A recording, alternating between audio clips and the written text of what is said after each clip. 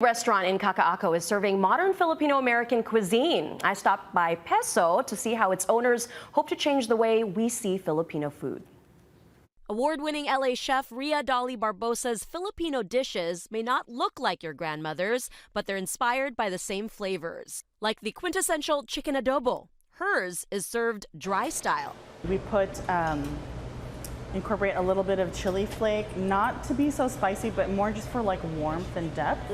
And then I finish it with coconut milk to have like a little bit of richness.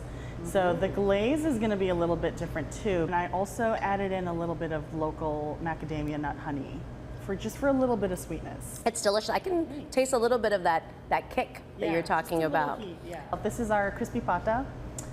This one we're using pork shanks. This one specifically is from our friends at Food Link Hawaii. So local pork shanks, and then we serve it with red leaf lettuce, shiso. We make our own achara, our own pickle, and then our vinegar sausawan. Our pinakbet is actually a vegan style. So we make our own vegan bagoong in-house. With like super umami ingredients like shiitake mushrooms, garlic, ginger, all those like great aromatics. And then we use doenjang, the fermented Korean bean paste.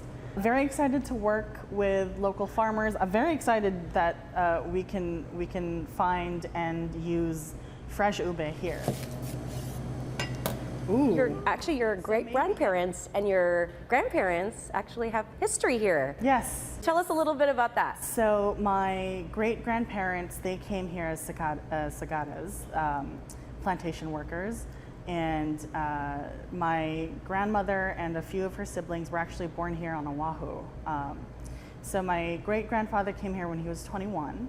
And I think he was here for about 10 years. Part of the reason why I started cooking Filipino food too was because of both of my lolas. And so it's definitely a sense of pride, and even though both are gone now, I hope that I'm making them proud and continuing and showing people that our food is amazing. We have such a large Filipino population. I feel like we haven't really elevated our cuisine here as much. Part of the reason why we go by the name Peso is because my business partner, Robert, his reasoning behind it is, for the longest time, still today, the peso is undervalued in the world, currency system. And so pretty much, much like our food has been undervalued, and, you can get it for cheap. We wanted to show that it is worth something, that it's, it's worth a look, it's worth a try. And we think that it can be, just as mainstream and popular as the other like mainstream Asian cuisines. It's time. It is time. It's been time. But thank you, Chef Dolly. Thank you so much. Thank you for coming in today. Yeah, and good luck. Thank you.